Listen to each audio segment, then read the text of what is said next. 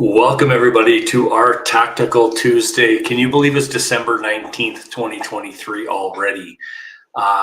We have an awesome topic tonight, guys, and it's a continuation of what we've been doing for the last few weeks, and that is how to research a property within a neighborhood, within a market. Now, we started a couple weeks ago with how to research a market. And then last week we did the neighborhood within that market. And tonight we're going to be talking about the property within that neighborhood. Okay, so I want you to follow through with me on this. We got three main points that we're going to cover tonight, guys. Number one, we're going to analyze the property live together. And we're going to do a little back end research as well. I'm going to show you behind the scenes is what a realtor is able to see. And that'll help you maybe have a better communication with your realtor that you're using and say, hey, can you search for this and that? And any questions you have, guys, I'm going to try to answer those as well. And then I'm going to show you a tool that we are making available to you guys here in Fearless at a 75% off discount. And that is only for the next few days. And so I'm going to share that with you as well. And we're actually going to use that tool to analyze a property tonight. So it's going to be an exciting night, guys. Welcome to our Tactical Tuesday again. And here we go. Hey guys, it's Corey and Tiffany, and we're the co-founders of Investor Life. And we help investors scale their portfolios using other people's money.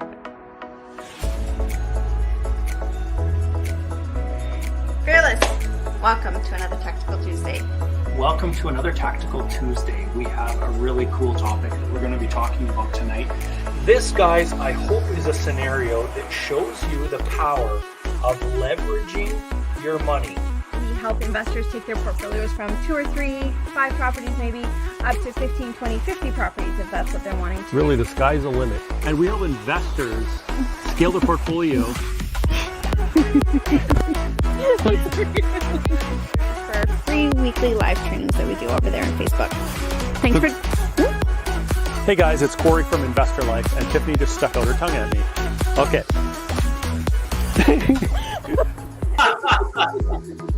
Yeah, that was a bad rendition. But guys, today, what wrecks people in real estate? We're going to be talking about that, and we're going to make sure that it doesn't happen to you.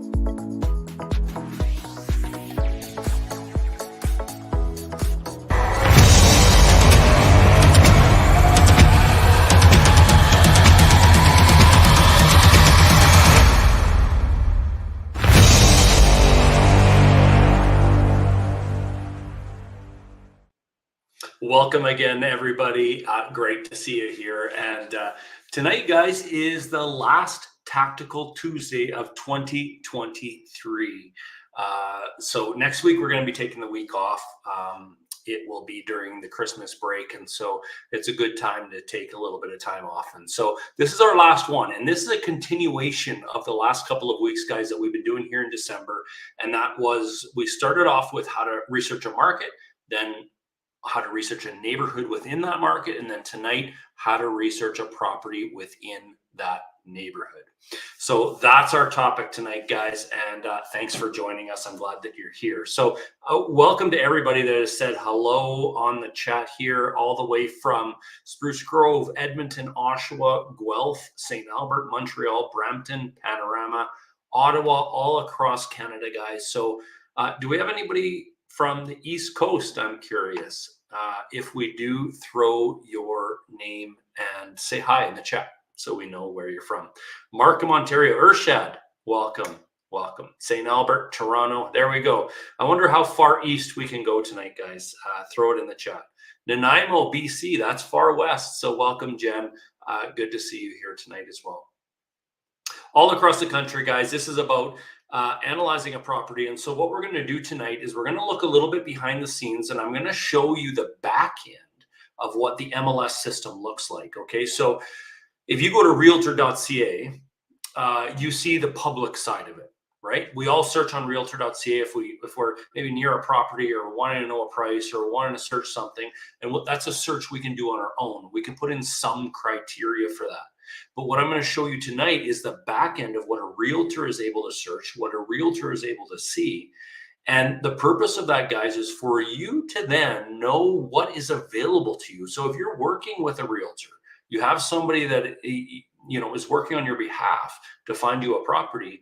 This is the different things that they can start searching for you. And you can let them know, I would like to look up this criteria, that criteria, and that will help narrow down the search so that properties that fit your criteria, those are the ones that are sent to you.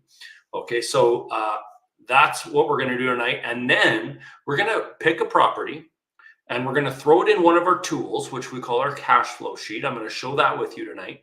And we're going to go through that tool. And we're going to show you how quickly and easily you can analyze a property and make sure that it's going to work, or maybe it won't work. We'll see. This is going to be live, guys. We're going to do this live. I don't have anything prepped for this. I have a couple options for a property, but I'm going to help or let you guys tell me which one you want analyzed. Okay. And then we're going to throw the numbers in. We're going to see whether it works or not. That's our plan tonight, guys. And then before we end, I'm going to also show you an offer. And now this is for you guys to be able to access the same analyzing sheet that we're going to do tonight, our cash flow sheet, and so many more tools in what we call our investor toolbox. And we normally sell this for $6,000. It's a lifetime access, but we have that 75% off. And that is a special that we're doing just right now. We've never done that before. And so we thought we would offer that. Since we're sharing the tool, why don't we give a good price on it? And we are taking 75% off of that price. Okay. So that will be at the end of our night. So let's get started. And I love it, guys. Thank you for saying who is with us tonight and where you're from. Mississauga, Edmonton, Canmore, Red Deer. So we got a lot of Alberta, some Vaughan. Anyone from the East Coast? I don't see anything from Nova Scotia, New Brunswick, PEI, Newfoundland, anything like that quite yet, but I'm sure we have somebody there. Maybe they're just too shy to put your name in, but don't be shy, guys. Tonight, I want you to ask questions, okay? So if I'm going through something and it doesn't make sense, or I'm going through it too fast, whatever the case may be, feel free to ask a question, guys, and I will do my best to answer them, okay? They may not have power from the storm out east. Absolutely. We have one from Nova Scotia. There we go. I'm not sure who this is. All I see is Facebook user. But we have somebody from Nova Scotia. There we go. And first person, here we go. Jupita says, nice haircut, Corey. I was wondering when somebody would mention that. I have never in my life shaved my head, guys. This is a first for me. And there's a story behind it as to why I did it. But anyways, maybe I'll share that at some point. There we go. Let's get started. Let's analyze a property, guys. So we talked about, now here's something that I wanted to just set the stage before we get into analyzing a property. I wanted to set the stage saying this. When we analyze a market and then a neighborhood within that market, and then a property within that neighborhood, all three of those things tie in together. Okay, so we might think to ourselves, here's the perfect market and here's a perfect neighborhood. But, in that neighborhood, I want to have an 8-plex. I want to have a 4-plex. I want to have a house with a suite. I want to have a condo. It could be many different types of property. And we might have the perfect market and the perfect neighborhood, but the property that we want may not even exist, or it may not even come close to cash flowing. And so that's why all three of these sectors that we're talking about all kind of tie in together. Okay, so we can't be focused on just one of these points. And so if you have missed last week's how to research a neighborhood, or the week before how to research a market, go back and watch those videos, okay? And then all three of these, now we're talking about a property tonight, all tie in together. And we have to make sure that all three work, okay? In order to make sure that we're getting the right property that we're going to keep for a long enough period of time that our mortgage gets paid down, that it goes up in value, and we're able to cash flow along the way. That's what we're looking for. Okay, so let's goatee growing too. No, Sean or Andrea, I'm not sure who that is. I don't think I'll do a goatee, but I am growing out the beard a little bit. We'll see how that goes. Why not now? Jules says yes. Why not? Okay, I figured if I get rid of this, may as well grow this at the same time. We'll see what happens. Yeah. Okay, guys, let's start analyzing a property. Okay, so last week we showed one specific neighborhood, and so I'm going to just share my screen with you, and we're going to look a little bit behind the scenes as to what a realtor is able to see. Now, this is the system that is used in the Edmonton area, and that's why I have access to it. And so every real estate board doesn't necessarily use the same system. However, they are able to look up the same information. So hopefully that makes sense. Everybody uses kind of different programs all across the country to access what we call realtor.ca or MLS. Okay, so behind the scenes for the Realtor Association of Edmonton, that's what I'm going to be showing you. And you're going to get a good picture as to some of the things that we can search for behind the scenes. And so regardless of what real estate board your realtor works within and what part of the country you might be searching, these are all different types of criteria that they're able to search, although the program may be different. Hopefully that makes sense. So I'm going to share my screen, and we're going to do this and look a little bit behind the scenes. Now, here in Edmonton, we use something, it's called Paragon, and this is the program that is used here. Now, I entered a search. Now, we're going to go back to the criteria, and I'm going to show you what it kind of looks like, and this is what your realtor is able to see when they log in.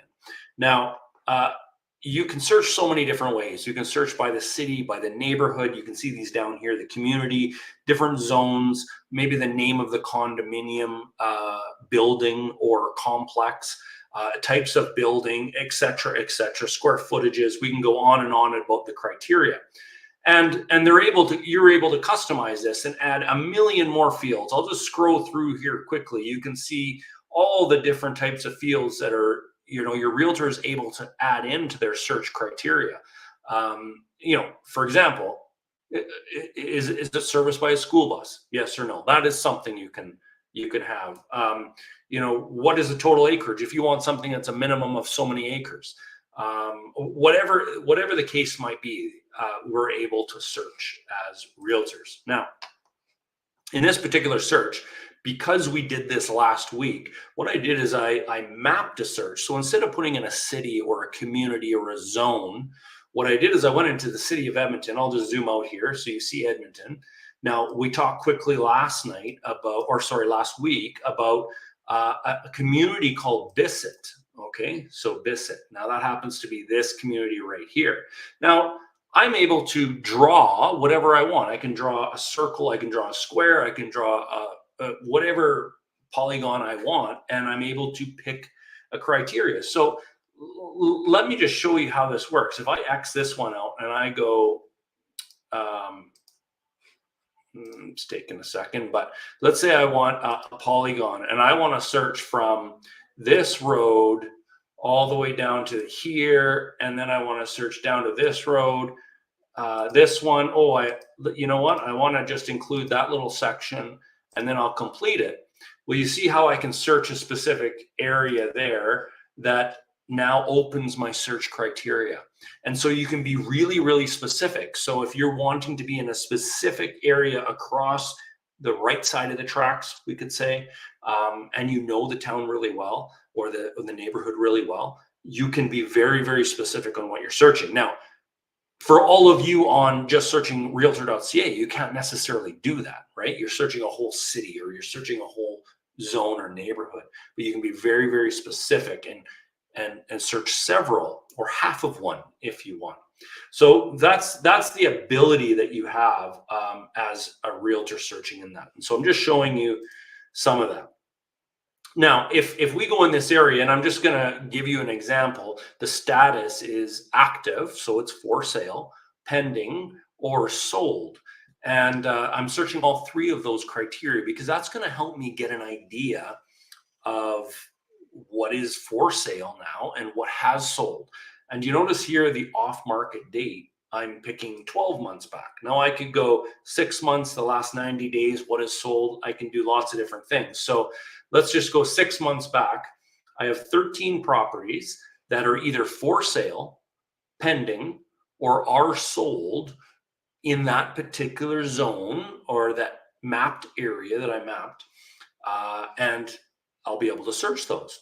Now, what other criteria? Let's say that I want something with a minimum of 2 bedrooms, a maximum of 4. I want at least 1 bathroom. Pretty much every property, as you know, would have at least 1 bathroom, so that's kind of useless. And maybe I want a secondary suite. So I put in yes, it has to have a secondary suite for me to be interested in it. So let's see what's available. We're going to go search. And this is what comes up. What's the cheapest one that's sold, guys, in this particular neighborhood in Edmonton? Well, the cheapest one that sold was for $282,500. That's pretty darn cheap, isn't it? This is a condo. Do you notice it says condo? So that would mean it would have condo fees associated with it.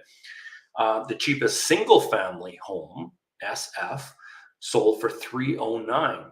Okay, so it starts to give us an idea. When did it sell? Oh, November 24th, not that long ago, just a couple of weeks ago. It was only on the market for 11 days. So these things go fast, don't they, guys?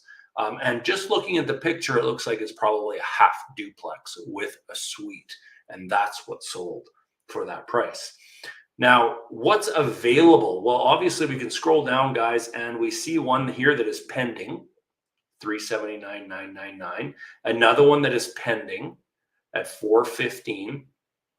The cheapest one actually for sale at this particular time goes for $595,000. That's a big jump in price, isn't it?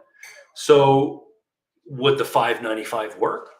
Maybe. We'd have to do some analyzing on that.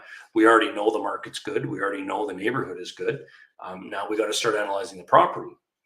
What about this, guys? This brand new one, which is kind of interesting, $1.898 million. Okay. It's been on the market for 41 days. You know, let's just have a quick look at the pictures of this. Okay, it's a brand new. There's 4 suites, or there's 4 units. There's 4 suites underneath. So this is an 8-plex available for $1.8 million, and it's brand new. So here, guys, this is a range from $379,000 to $1.9 million, all within the same neighborhood. Obviously, the product is completely different, but this is where we want to start analyzing. Okay, so hopefully that makes sense. Let's pick this one, guys. This is the cheapest one. Now, this is currently pending, so it's not available right now, but this is what the MLS sheet looks like from the realtor side of things. Okay, when they print off a public one, it's slightly different. It doesn't have all the information that a realtor sees. Okay, so for example, some of the showing information that is put here, how to book a showing, etc. We look, let's start analyzing this one right now. Okay, so this is a $379,000 price. Do you notice in the chat, it says this house is, or not in the chat, sorry, in the description, $3,000 a month is what it's currently rented for. So how many of you think, would this property cash flow or would it not cash flow? $3,000 a month. The price is $379,900. Throw it in the chat. I want to get your opinion. Do you think this property cash flows at the current rent or not? What's your gut instinct? Throw it in the chat, guys. Okay. I'm going to give you a second, and then we're going to analyze this together. And we're going to throw the numbers in what we call our cash flow sheet. And you're going to see how quickly we can analyze this property and we can know whether or not it's going to work. So one of our Facebook users says no. Okay. I'm not sure who that is. What do you guys think? Keep throwing it in. Break even, says Urshad. Okay. Love the Oilers cups there in your picture, Urshad. Sam Lee says, yes, it will cash flow depending on how much down payment you put down. Okay. Interesting point. We have someone else saying yes. Another one saying break even. So a few different opinions there. So whether this will cash flow or not, guys. So let me throw this information into a cash flow sheet. And what I'm going to do is share another screen with you. And we're going to do this together. So give me 1 second, and I'm going to go over to our cash flow sheet right here. And we are now going to figure out whether this property cash flows or not. So the first place we start here, let's just go with full asking price, okay? $379,999. You'll notice in our cash flow sheet here, immediately it tells us what our mortgage is going to be based on 25% down. Maybe we want 20% down, so let's just change that. Our mortgage amount changes. We're going to have a 6.3% interest rate. Obviously, we can change that to whatever we think we may get or may not get. So throw it in the chat, guys. What interest rate do you want me to use in this particular instance? And I'll wait, and we'll change it based on what you guys say, okay? We'll see. Maybe you know what interest rates you've been getting recently. So Urshad says 6.5. Throw an idea in there, guys, if you have one as well. So you were first to answer, Urshad, so I'm putting in 6.5. There we go. Okay, so what's the payment? Well, our payment up here is $1,921. So in our cash flow sheet, that automatically changes. And so that makes it super easy. Remember, we were told it was $3,000 a month in rent. The taxes, now you can't see it because I'm not sharing the screen of the MLS sheet, but it says $2,656 is what the taxes were last year. That's on a yearly basis. So in here we go equals 2656. Is that what it was? Yes, divided by 12. So our monthly is $221. Insurance, I'm going to leave it $100. $1,200 a year for a home with a suite is fairly accurate in Edmonton. There's no strata fees, so we're going to leave that even at 0. Property management at 10%, which is fairly average. It's an older home, older meaning, let's see, it was built in 1981. It's been somewhat renovated. So we're going to leave repairs and maintenance at 5% and vacancy at 5% as well. Here we go, guys. Does it cash flow? Well, this particular property is showing us $157 a month of cash flow. Now, remember, if we're not spending money on repairs and we're not spending money on vacancy, that's an extra $300 a month that we are collecting that is going into our bank account. That technically is cash flow, assuming we're not spending it. Now, that amount builds up in our bank account, right? And so technically this property cash flows $457 a month. Now, if we happen to be managing it ourselves, well, it could actually be cash flowing $750 a month because that property management cost we are also getting. So you can see how the numbers work here, okay? I put the picture in here because that was fairly easy to do. And now we have some other costs, and this is important when it comes to analyzing a property. Do you notice here we have purchase costs? So obviously we have legal fees. We might have other closing costs. I'm not sure what that might be. We might have some immediate repairs and renovations. In Alberta, there's no transfer tax. We might have an appraisal or an inspection cost. So let's just say we're going to spend $1,000 on both of those things. And we want to set aside a reserve fund. Because here's the deal, guys, and I want this to be very clear when it comes to analyzing a property, is that we might have 5% set aside for repairs and maintenance. That's $150 a month. But what if in month 4 or month 6 or month 8, something goes wrong with one of the furnaces in this house? Or maybe there's a leak in the roof and the roof needs to be replaced. Or maybe something happens that we weren't counting on. Well, is that $150 a month that is built up now for 4 months is $600? Is that going to cover our cost? No, it's not going to cover our cost. But what will cover our cost? Our reserve fund. If we put money aside to take care of that property, that will cover the cost of some fairly major repairs, won't it? So we always want to account for a reserve fund. And here's the deal, especially if we're working with a JV partner. We don't want, if something goes wrong in the first year, we don't want to be calling them and saying, listen, this went wrong and I need more money. That's what a reserve fund is for. So never, Never buy a property without putting something aside in a reserve fund. So this is a very important section right here. I've got a question.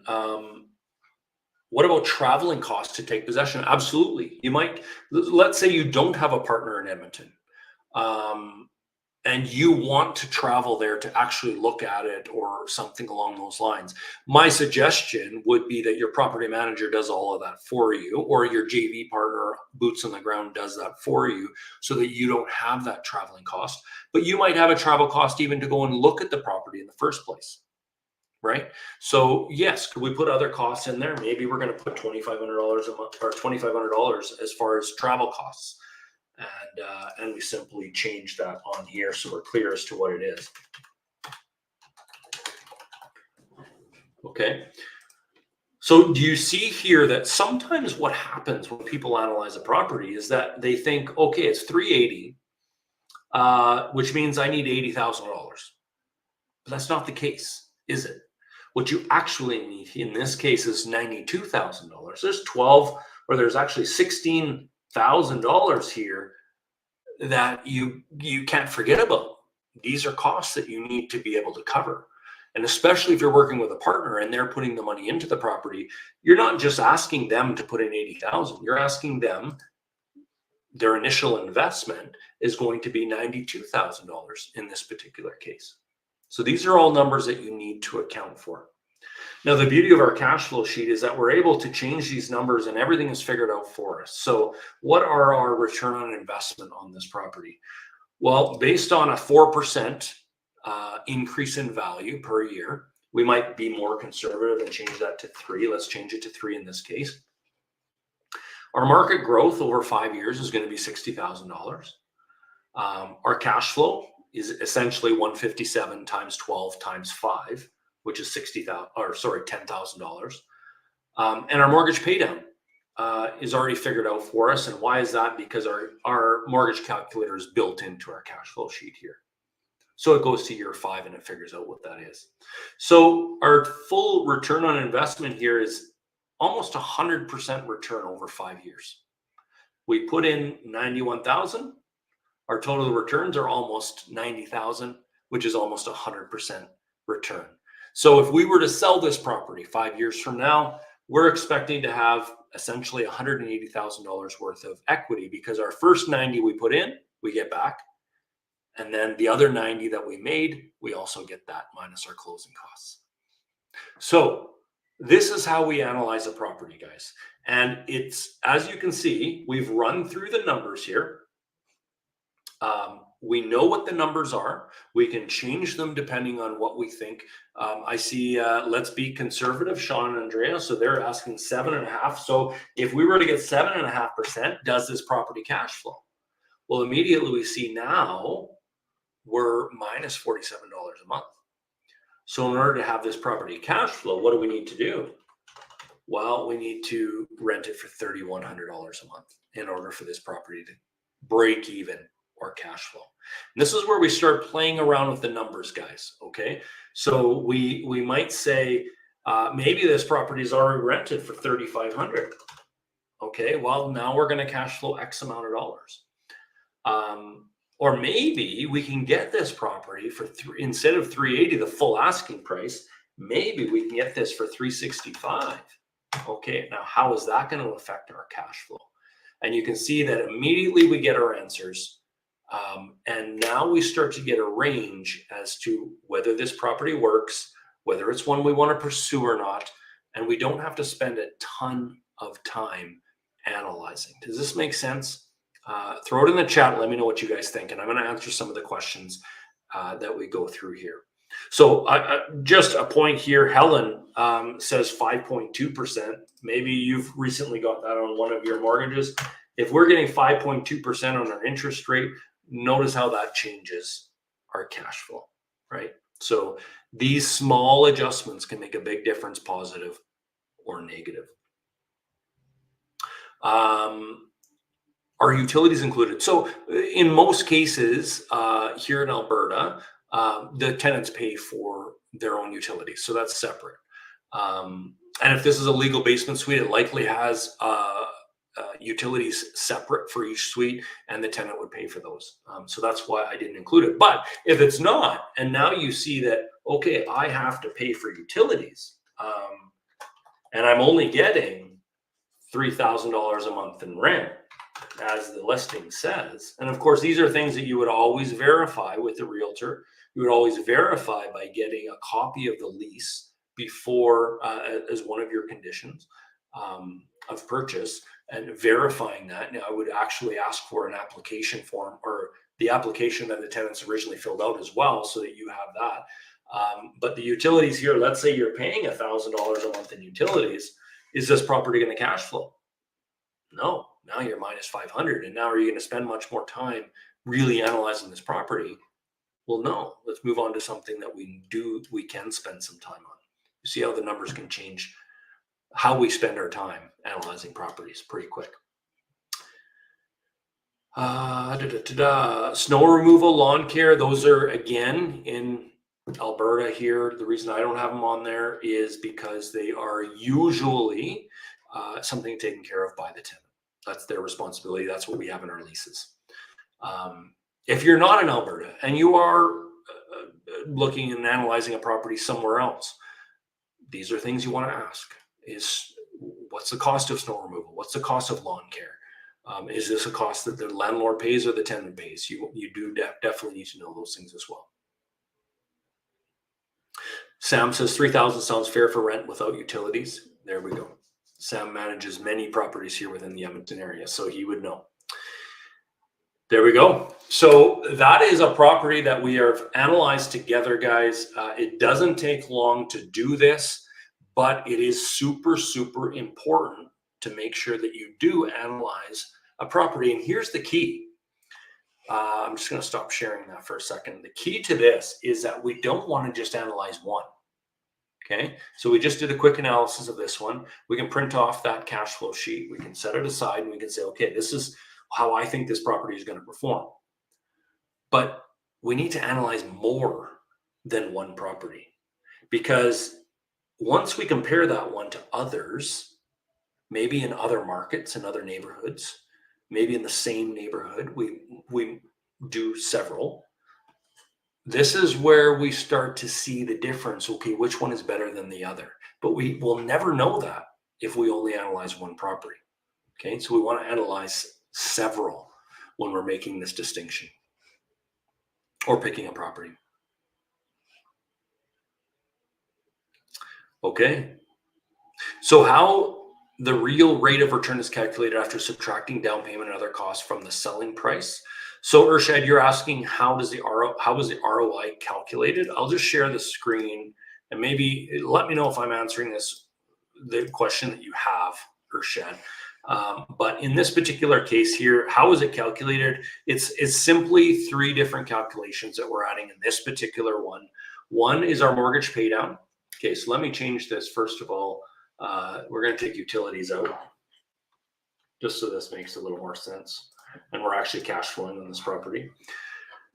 Mortgage pay down over 5 years is $23,000. Cash flow is our $475 per month times 12 times 5 years, 5-year ROI. And our market growth is 3%, what we're using as a metric in this case. Maybe we feel like the Edmonton market is going to go up more. We might change that to 5. Well, how does that change our market growth? Well, significantly. Our ROI increases significantly as well. So that is essentially taking our purchase price and assuming it goes up by 5% per year. Okay, so 365 goes up 5%. The new value goes up 5%. The new value goes up 5%. So that's compounding. And that's how we get our market growth number. Those three things added together gives us our total ROI of 171%. Now remember, this is over 5 years in this case. So what's our average yearly ROI in this case? Well, that would simply be our 171 divided by 5. We're averaging, okay, now this is, again, not compounding, but this is just simple interest. We're averaging 34% ROI on our $89,000 that we're putting into this property on a yearly basis in this particular case. Okay. Renee, would you analyze the eightplex? Absolutely. Let's analyze the eightplex. Good question, Renee. I was hoping somebody would ask that. I'm going to go back, stop sharing, and we're going to go back to the realtor side of things. And we're going to go back to this eightplex. Let's analyze this one together, guys. So price is 1.898. Do you see our tax amount? Now, this tax amount is not accurate because this tax amount is likely what it was being taxed prior to it being complete. Okay, the taxes are going to be higher. This was 2023's taxes. Doesn't mean that will be 2024's taxes because now there's 8 units on there versus an empty lot or whatever might have been there before this was actually built. Okay, so we got to be a little cautious with that number. What else are we going to get here? So 8 separate living quarters. Now it doesn't tell us what it does say great opportunity for investment and rental income, Airbnb, etc., etc. It does meet CMHC MLI Select energy requirements. So that's a plus for MLI Select. So we could get multifamily financing on this particular property. So that's going to help. Let's see what else we have here. Okay, so let's now analyze this. I'm going to stop the sharing and we're going to put this into the analyzer and see what it looks like. Here we go, guys. So first off, I always like to put in the real picture. Okay, so we know what we're analyzing here. Let's put that in there. Now, maybe Sam, since you're here, what do you think these units are going to rent for? If you're still on, Sam, maybe you can give us an idea. There's not much to go off of here. We're talking about a 1,300 square foot, 2-story upper unit, and then we're talking about a basement unit as well. I believe that's what it says here. Let me just look. So, and there's also a single detached garage for each unit. Okay, there's rooftop access as well. So there's lots of cool little things in this particular place. I'm gonna just assume you could get 2,000 for the upper and 1,000 for the lower. I could be off on that. Let's throw that in. So it's 3,000 times 4 units, 3 bedrooms up in this particular one. Let me see. I'm just answering your questions here, guys. This one has 3 bedrooms up and 2 bedrooms in, 1 bedroom suites. Okay, so it's 4 bedrooms per unit, 3 up, 1 down. That's what I'm assuming. Of course, these things we would have to clarify. 22 upper, 1,200 basement without utilities. Perfect, Sam. Thank you for that. So let's use those numbers. That's 3,400 per unit. 3,400 times 4. We're going to go equals 3,400 times 4 of this particular unit. We're getting 13,600 in rent. Let's change the purchase price here, guys. This one is what was it? Let me look. 1.898. 1,898,800 is what the asking price was. Let's leave it at 20% down unless you guys want me to change that. I'm going to change this to 6%, 30-year amortization. Unless you guys want me to change that, let me know. That gives us a $9,100 a month mortgage payment. The taxes on this, it's saying $3,000, but I don't think that is accurate. I would say you're going to be approximately $1,800 per unit. You might be more or less than that. Let's go $1,500 per unit times 4. You're $6,000 a year, which is $500 a month. Okay, just to make this easy for this example. It might be more than that. Insurance, let's go with $100 per unit, so $400 a month. There's no strata fees because you own the entire building in this case. So here we go with a 5% repairs and maintenance, which might be high on a brand new unit that comes with full home warranty as well. We could lower that and say, okay, we're only going to use 3%. And these units rent very, very fast. And the vacancy rate in this particular neighborhood is less than 2%. However, let's just be conservative and use a 4% vacancy rate. And now we start to see the kind of cash flow we're going to get as $1,280. Okay. Now, what kind of legal costs? You're going to have more legal costs on something like this. Let's up that to $3,500. Maybe we still have the travel costs. We don't have any immediate repairs, but maybe we want to put some money buying blinds or those sorts of things. Let's leave $5,000 there. We may or may not need an appraisal. We don't need an inspection, and we probably want a higher reserve fund on something like this. Okay, so it's $13,000 in rent. We might want to put aside 20 grand for a property like this as a reserve fund.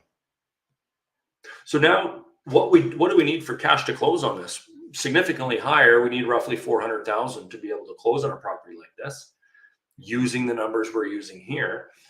And what are our ROIs going to be like? Well, here we go. Do you notice, guys? Very, very interesting. Our average yearly ROI is very, very similar to what it was with the property we just analyzed. So what's the difference between these two? Well, the difference between these two is this one is new, which means our repairs and maintenance might be less, which means we are now having the building help us qualify for the financing versus us personally qualifying for the financing, because we might be using MLI Select in this case. So there's lots of pluses that might go with something like this. However, the negative is we have to come up with another significantly more down payment, right? Is an environmental assessment required? Good question. Likely in this case, because we are not the builder is likely be taking care of that assessment. I'm not sure if it's required or not. And Sam says CMHC MLI financing can do 5% with 50-year amortization. 5% with 50-year amortization and down payment about less than 10%. So let's just change these numbers, guys, and see how this changes if we use MLI Select in this case. 10% down.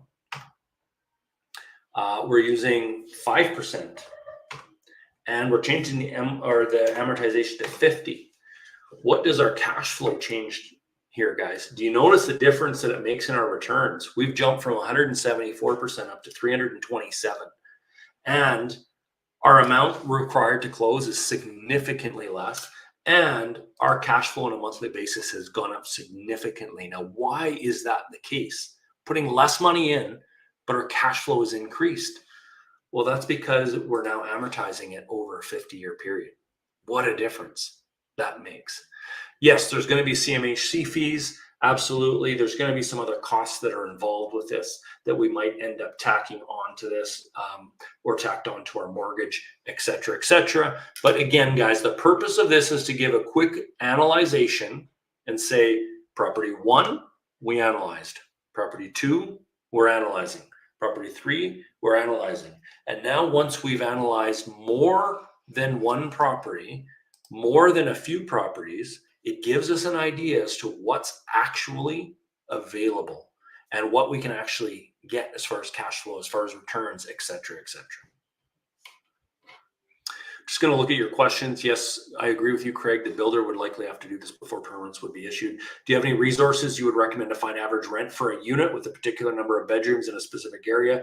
My resources for that would be to do a little research as though you were a tenant looking for this specific property in that specific neighborhood and see what is available for rent. You might find similar type properties, you might not. But the other type of properties with the same number of bedrooms, what are they renting for? Is yours better or worse than those? This is where you can start doing some analyzation. And as well, you can then talk to your property manager that works in those areas and get a recommendation from them as well. So these are the ways that we start analyzing properties, guys. And I hope that you guys kind of can see the importance of first starting off with the market. Secondly, narrowing it down to a few different neighborhoods. And then thirdly, narrowing it down to a property that works within that neighborhood. Now, we didn't analyze condos. We didn't analyze single family homes. We didn't analyze maybe fourplexes or maybe a 30 unit apartment building. We didn't analyze a ton of different properties here. This was just to give you an idea as to how two different properties in the same neighborhood may or may not perform. Okay, doing an analyzation live. That's what we're doing tonight, guys. Okay, there we go. Thanks for the answers to that, Sam. And hopefully this helps, guys. And what I wanted to say is that this cash flow sheet that we've been running through tonight, guys, is one of our tools in our toolbox. And there's 50 plus tools that we have within that toolbox. We have joint venture agreements, legal joint venture agreements in that toolbox. We have mortgage documents that if you are putting mortgages on your properties, second mortgages, etc., that you can use. We have cash flow sheets. We have our credibility package, which helps you build credibility with potential partners, helps you raise capital. We have that within our toolbox.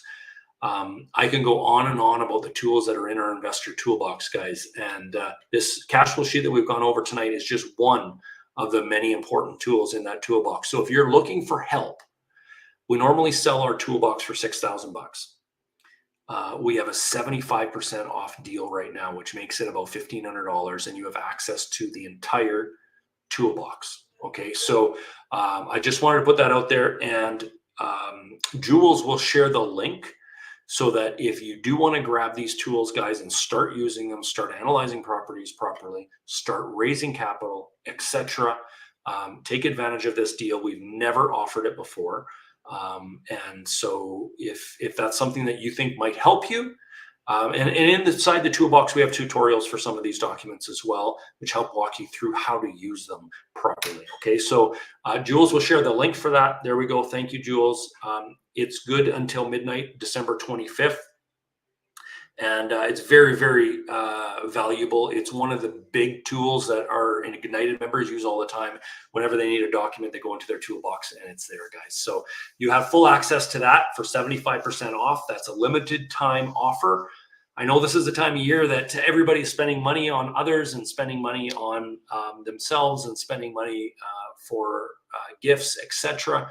But one of the best gifts you could give yourself would be being able to do this quickly, easily, and have the help and support that you need. So that's what our toolbox is there for, guys. So 75% off only until Christmas Day. Okay. There we go. So we analyzed a property tonight, guys. We analyzed two properties tonight. And a few things that you want to consider. We're just going to recap what we talked about tonight, guys. Number one, you must analyze more than one property if you're looking to buy. Analyze several. The more you analyze, the better you're going to have an insight as to what works and what doesn't work. Point one. Point two, I showed you the back end of what realtors have access to. Some of the different search criteria that they are able to access. Use a good investor-focused realtor in your searches. Have them do the searching for you. Have them set you up with certain criteria.